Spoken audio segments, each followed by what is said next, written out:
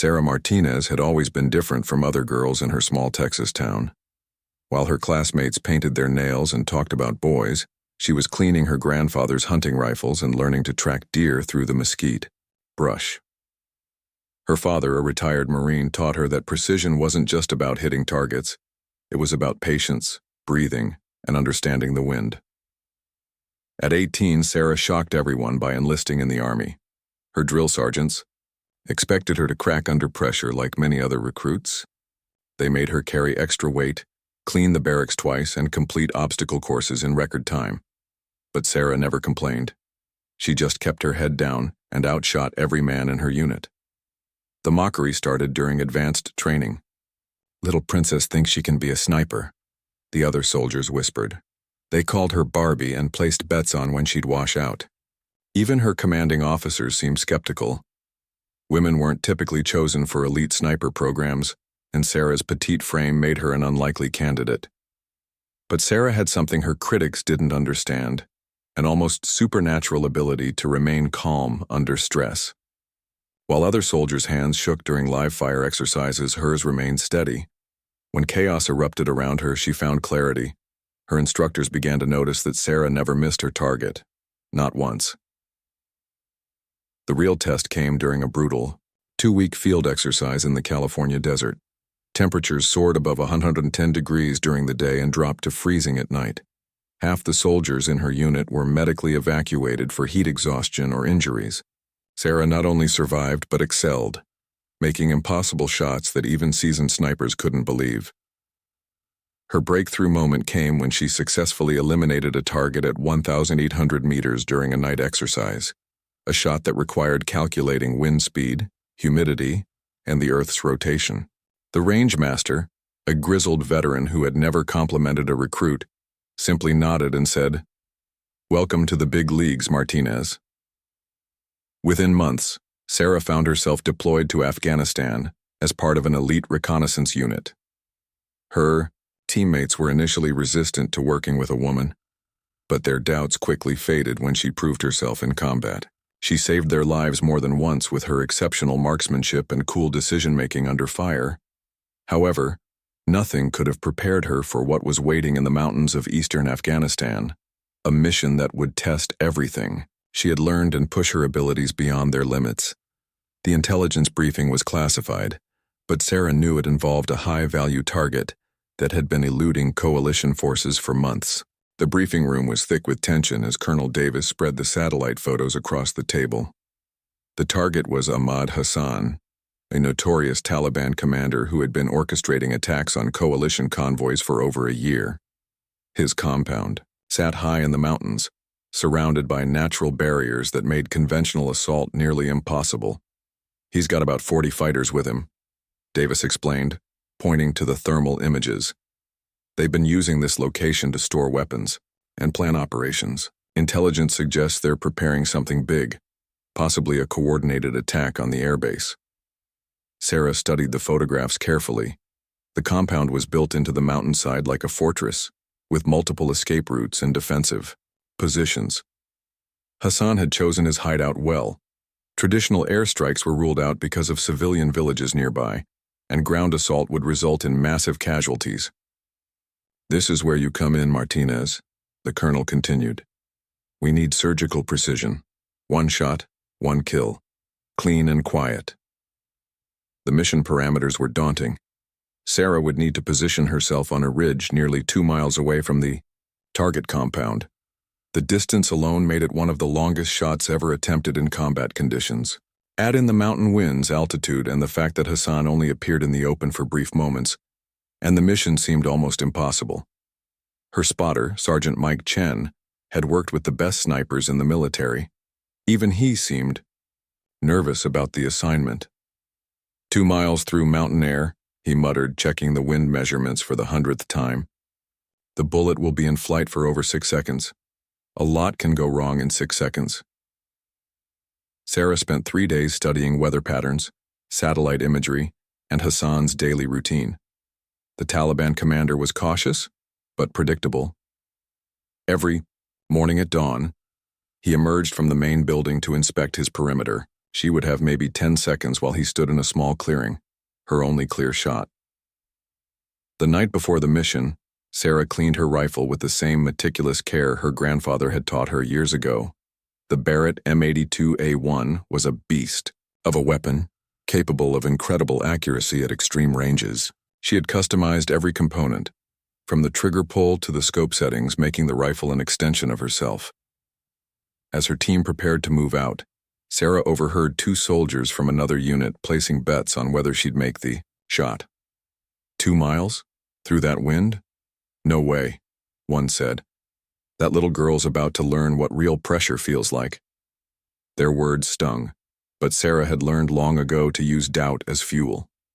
Every person who had ever underestimated her had only made her more determined to prove them wrong. This mission would be no different, except this time the stakes were life and death. The helicopter dropped Sarah's team on a barren ridge 12 miles from the target compound, under cover of complete darkness. They had to reach their firing position before dawn, which meant covering treacherous mountain terrain in absolute silence. One mistake, one loose rock, and Hassan's sentries would know they were coming. Sarah carried nearly 60 pounds of equipment, including her rifle, ammunition, survival gear, and communication equipment. The altitude made every step a struggle, but she maintained the same steady pace she had learned during those brutal training exercises in California. Behind her, Chen monitored their route with night vision goggles, constantly scanning for enemy patrols. The climb took 4 hours through terrain that would challenge experienced mountaineers. Jagged rocks tore at their gear, and the thin air made breathing difficult. At one point, they had to traverse a narrow ledge with a 1,000-foot drop on one side. Sarah moved with the confidence of someone who had spent countless hours in similar conditions, never looking down, always focused on the next handhold. When they finally reached the designated overwatch position, Sarah immediately began setting up her hide site. Using natural vegetation and a specialized camouflage net, she created a concealed firing position that would be invisible to enemy observers. Every movement was calculated and precise. There would be no second chances if they were discovered. The view from their position was breathtaking and terrifying. The target compound looked impossibly small through the high-powered scope, barely visible in the pre-dawn darkness. Chen began taking atmospheric readings, measuring wind speed, humidity, and temperature at different altitudes. The conditions were far from ideal. Crosswind at 15 knots, gusting to 22, Chen reported quietly. Temperature differential between here and target is significant. Humidity rising as the sun comes up. Sarah made mental calculations, adjusting for every variable that could affect the bullet's trajectory. At 2 miles, even the smallest miscalculation would result in a miss. The bullet would drop over 40 feet during its flight, and the wind could push it several feet off target. As dawn approached, the compound began showing signs of life. Through her scope, Sarah could see guards moving on the walls and smoke rising from cooking fires. She controlled her breathing, slowing her heart rate the way her father had taught her during those long hunting trips in Texas. Then she saw him. Ahmad Hassan emerged from the main building right on schedule, walking toward the small clearing where intelligence had predicted he would appear. Sarah could see him clearly through her scope, a tall man with a distinctive white beard, exactly matching the photographs from the briefing. Target acquired, she whispered into her radio. Range 3,540 meters, wind holding steady at 16 knots from the northwest. But Hassan didn't stop in the clearing as expected. Instead, he paused to speak with another man, remaining partially concealed behind a concrete barrier. Sarah held her breath, waiting for him to step into the open. Seconds ticked by like hours. For 3 agonizing minutes, Hassan remained behind cover while Sarah held her position. Her muscles began to cramp from maintaining the same posture, but she didn't dare move. Chen monitored the wind conditions, whispering updates that only she could hear. The morning sun was rising, and soon the heat would create thermal currents that would make an accurate shot nearly impossible. Finally, Hassan stepped into the clearing. Through her scope, Sarah could see him clearly for the first time. This was definitely their target. He stood with his back to her, apparently surveying his compound's defenses. Sarah estimated she had maybe 15 seconds before he would move again. She controlled her breathing, settling the crosshairs on Hassan's center mass. At this distance, aiming for the head would be too risky. The massive .50 caliber bullet would be instantly fatal anywhere on the torso. Sarah began her final mental checklist. Wind speed, temperature, distance, elevation difference, even the rotation of the Earth. "Send it," Chen whispered, confirming he had calculated the same firing solution. Sarah's finger found the trigger. Everything her grandfather had taught her about patience. Everything her drill sergeants had screamed about follow-through. Every hour of practice on the range. It all came down to this moment. She squeezed the trigger slowly, steadily, the way she had done thousands of times before. The rifle's massive recoil sent a shockwave through her body, but Sarah was already following through, keeping the scope on target to observe the bullet's impact. The sound of the shot echoed across the mountains like thunder, but the bullet itself was invisible, racing toward its target at over 2,800 feet per second. Time seemed suspended as Sarah watched through her scope. 6.5 seconds after pulling the trigger, she saw Hassan suddenly collapse in the clearing. The other fighters in the compound immediately began shouting and running for cover, but it was too late. Their leader was down. "Confirmed kill," Chen reported into the radio. "Target eliminated, but their celebration was short-lived." Within minutes, the compound erupted with activity as Hassan's fighters began searching for the source of the shot. Sarah and Chen could see armed men spreading out across the mountainside, systematically checking every possible sniper position. "We need to move," Chen urged. "They'll figure out our general location soon." Sarah quickly broke down her rifle and packed their equipment. The extraction point was 8 miles away through enemy territory, and now every Taliban fighter in the area would be hunting them. What had been a surgical strike was about to become a desperate fight for survival. As they prepared to leave their hide site, Sarah took one last look through her binoculars at the compound below. Hassan's body still lay in the clearing where he had fallen, surrounded by his panicked followers. After 6 months of terror attacks and ambushes, the Taliban commander's reign was finally over. The shot that everyone said was impossible had found its mark, but Sarah and Chen's real test was just beginning. The hunt began immediately. Sarah and Chen could hear vehicles racing through the valleys below as Hassan's fighters organized search teams. Radio chatter intercepted by their communication equipment revealed the enemy's growing desperation. They knew their commander was dead, and they wanted revenge. Moving through hostile territory in broad daylight was suicide, so Sarah made the difficult decision to hole up in a small cave system about 2 miles from their original position.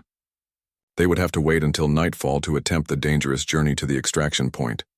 The cave was barely large enough for 2 people, but it provided concealment and protection from the increasing enemy patrols. Through a crack in the rocks, Sarah could see Taliban fighters methodically searching every ridge and canyon. Some passed within 50 yards of their hiding spot, close enough that she could hear their conversations.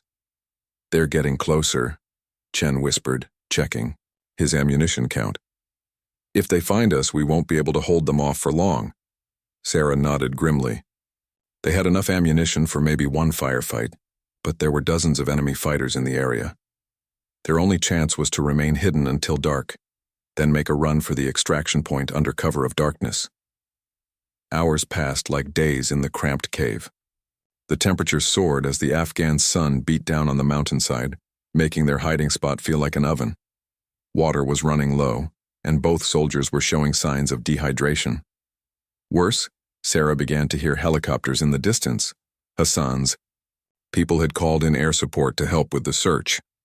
At approximately 1400 hours, a Taliban patrol set up a checkpoint less than 100 yards from their cave. Sarah watched through her scope as 4 fighters established a position that blocked one of the main routes to the extraction point. They showed no signs of moving, apparently planning to maintain their position indefinitely. "Extraction is in 6 hours, Chen noted, checking his watch. "Command won't wait. If we're not there, we're on our own." Sarah studied the terrain around their position, looking for alternative escape routes. The mountains offered some possibilities, but every path seemed to lead past enemy positions. The Taliban fighters knew this area intimately, and they were using that knowledge to their advantage. As evening approached, Sarah made a decision that surprised even Chen. Instead of trying to sneak past the enemy positions, she would use her rifle to create a diversion. A few well-placed shots at distant targets would draw the search teams away from their actual position, giving them a clear path to the extraction point. "That's insane," Chen protested. "The moment you fire, every fighter in these mountains will converge on our position." Sarah was already setting up her rifle, calculating distances to several Taliban positions. "Not our position," she corrected. "They'll converge on where they think the shots came from. By the time they figure out we're not there, we'll be long gone." It was an incredibly risky plan, but Sarah had learned to trust her instincts. The same calm confidence that had guided her through training, through combat, and through the impossible shot that morning was telling her this would work. As darkness fell over the Afghan mountains, Sarah prepared to turn the hunters into the hunted. At 2100 hours, Sarah put her plan into action. She fired 3 carefully aimed shots at Taliban positions on distant ridges, each shot coming from a slightly different angle to confuse the enemy about her location. The massive muzzle flashes in the darkness were like lightning strikes, and the sound of her rifle echoed through the mountains like thunder. The effect was immediate and dramatic. Every Taliban fighter in the area began moving toward what they believed was Sarah's position, leaving their checkpoints and search patterns to converge on empty mountainsides. Radio chatter exploded with confused reports and contradictory orders. While the enemy rushed toward phantom firing positions, Sarah and Chen slipped out of their cave and began the treacherous journey to the extraction point. They moved like ghosts through terrain they had memorized during their daylight observations, avoiding the abandoned checkpoints and using natural cover to mask their movement. The 8-mile journey to extraction took them through some of the most dangerous terrain in Afghanistan. They crossed exposed ridges where one false step meant a 1,000-foot fall, navigated through areas still occupied by confused Taliban patrols, and pushed their exhausted bodies beyond normal human limits. With 1 hour remaining before extraction, they encountered their biggest challenge yet. A Taliban patrol had set up an ambush position directly on their route, apparently trying to intercept anyone fleeing toward coalition territory. There was no way around the position without adding hours to their journey, time they didn't have. Sarah made another split-second decision that would define the mission's success. Using her rifle's thermal scope, she identified the exact positions of all 4 enemy fighters. In a display of precision that would have been impossible for most snipers, she eliminated all 4 targets in less than 30 seconds, moving between positions so quickly that the Taliban fighters never had time to return fire or call for help. Chen stared in amazement as Sarah efficiently dispatched the entire patrol. "I've worked with a lot of snipers," he said quietly. "I've never seen anything like that." They reached the extraction landing zone with minutes to spare. The helicopter pilot later reported that he had been monitoring Taliban radio frequencies and was amazed by the confusion Sarah's diversionary tactics had created. Enemy fighters were still searching empty mountains miles away from the actual extraction point. As their helicopter lifted off from Afghan soil, Sarah finally allowed herself to relax. The mission that everyone said was impossible had been completed successfully. The 2-mile kill shot had eliminated a high-value target, and the tactical withdrawal had been executed flawlessly despite overwhelming enemy pressure. Back at base, Sarah's achievement quickly became legend. The longest confirmed combat kill, by a female sniper, executed under impossible conditions, followed by a textbook tactical extraction through hostile territory. The same soldiers who had bet against her were now asking for her autograph. Colonel Davis personally commended Sarah for her actions, noting that Hassan's elimination had disrupted multiple planned attacks and potentially saved hundreds of coalition lives. Intelligence reports confirmed that the Taliban network in the region had collapsed without their leaders' coordination. Sarah accepted the recognition with the same quiet confidence she had always shown. She knew that everyone who had ever doubted her abilities, from her drill sergeants to her fellow soldiers, had been proven wrong in the most decisive way possible. Under the ultimate pressure, when everything was on the line, Sarah Martinez had not only refused to shake, she had delivered a perfect shot that would be remembered for generations.